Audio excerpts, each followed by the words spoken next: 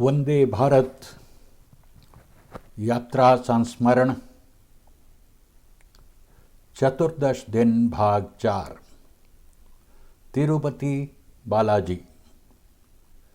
स्वामी पुष्करिणी नामक पवित्र जल कुंड के पानी का प्रयोग केवल मंदिर के कामों के लिए ही किया जा सकता है।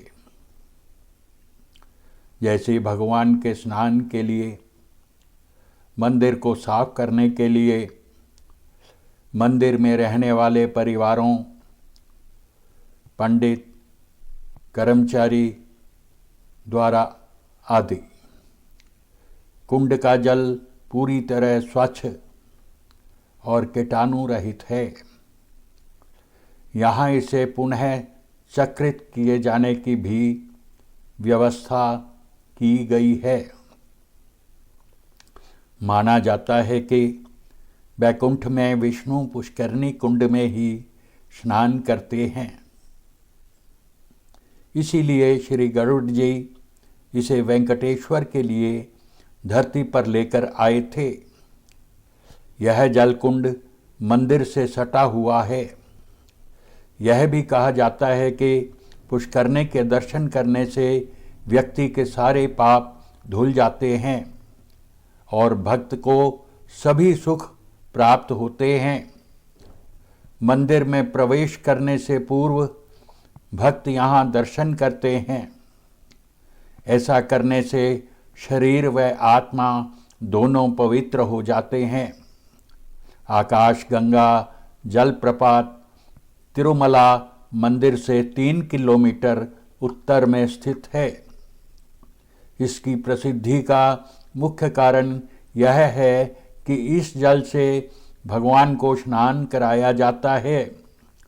पहाड़ी से निकलता पानी तेजी से नीचे घाटी में गिरता है। बारिश के दिनों में यहाँ का दृश्य बहुत ही मनमोहक लगता है। तिरुमला के उत्तर में स्थित श्री वाराह स्वामी का प्रसिद्ध मंदिर पुष्करिणी के किनारे स्थित है। यह मंदिर भगवान विष्णु के अवतार वराह स्वामी को समर्पित है। ऐसा माना जाता है कि तिरुमला मूल रूप से आदि वराह क्षेत्र था और वराह स्वामी की अनुमति के बाद ही भगवान वेंकटेश्वर ने यहाँ अपना निवास स्थान बनाया। ब्रह्म पुराण के अनुसार नैवेद्यम सबसे पहले श्री वराह स्वामी को चढ़ाना चाहिए और श्री वेंकटेश्वर मंदिर जाने से पहले यहाँ दर्शन करने चाहिए। अत्रि संहिता के अनुसार वराह अवतार के 3 रूपों में पूजा की जाती है। आदि वराह, प्रलय वराह और यजना वराह। तिरुमला के श्री वराह स्वामी मंदिर में इनके आदि वराह रूप में दर्शन होते हैं।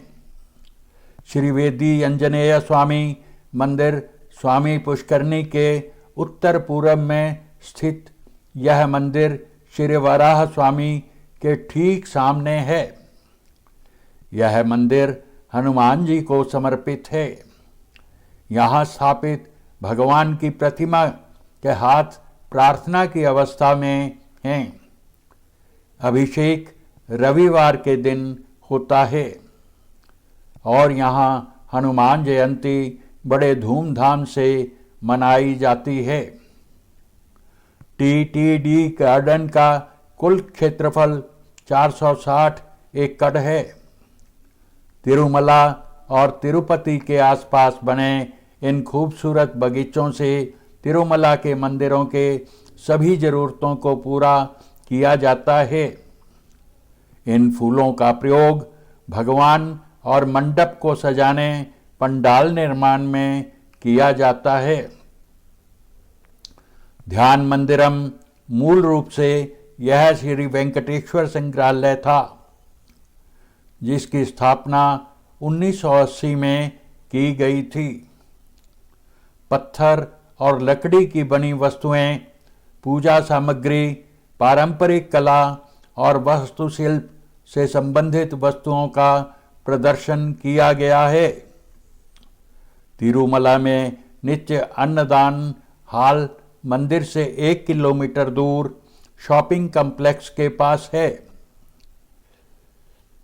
में शाकाहारी खाना, चटनी, चावल, सांभर, रस निःशुल्क मिलता है। रोजाना 25,000 लोग यहाँ खाना खाते हैं।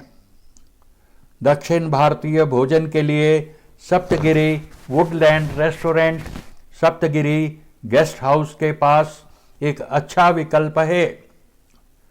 सस्ते खाने के लिए आप स्वामी पुष्करणी तीर्थ के पास स्थित ढाबों का मजा ले सकते हैं।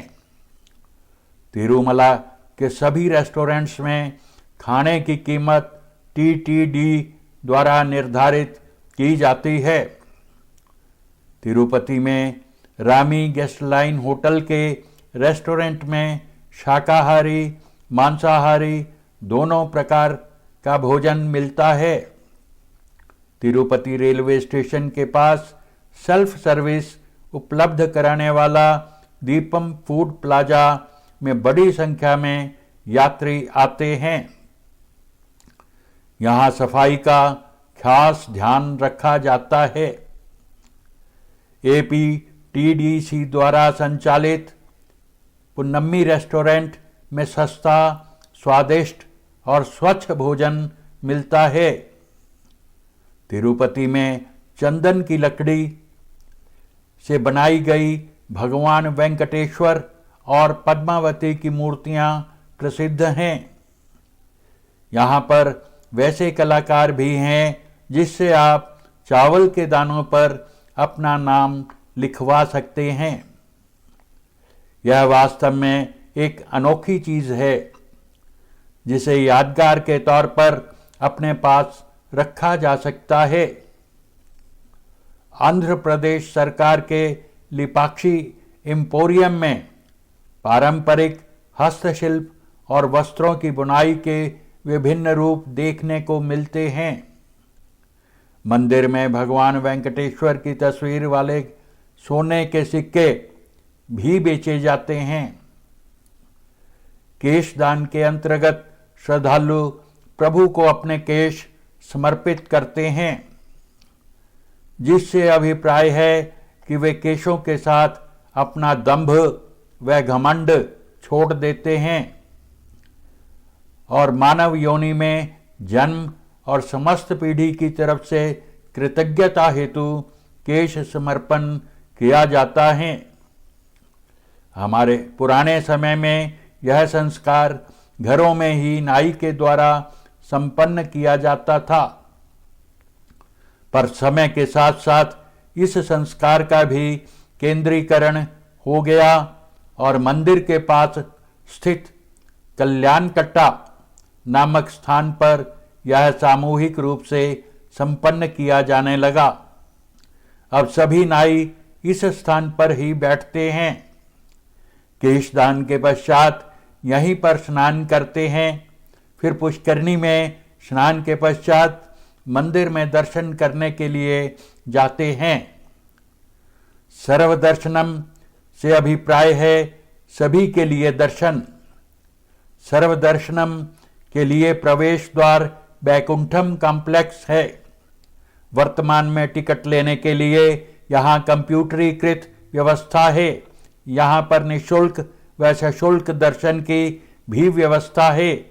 साथ ही विकलांग लोगों के लिए महाद्वारम नामक मुख्य द्वार से प्रवेश की व्यवस्था है, जहाँ पर उनकी सहायता के लिए सहायक भी होते हैं। यहाँ पर प्रसाद के रूप में अन्न प्रसादम की व्यवस्था है, जिसके अंतर्गत चरणामृत, मीठी पोंगल, दही चावल जैसे प्रसाद तीर्थ यात्रियों को दर्शन के पश्चात दिया जाता है। पनियारम यानी लड्डू मंदिर के बाहर बेचे जाते हैं, जो यहाँ पर प्रभु के प्रसाद रूप में चढ़ाने के लिए खरीदे जाते हैं। इन्हें खरीदने के लिए पंक्तियों में लगकर टोकन लेना पड़ता है। श्रद्धालु दर्शन के उपरांत लड्डू मंदिर परिसर के बाहर से खरीद सकते हैं। चतुर्दश दिन भाग 4 समाप्त।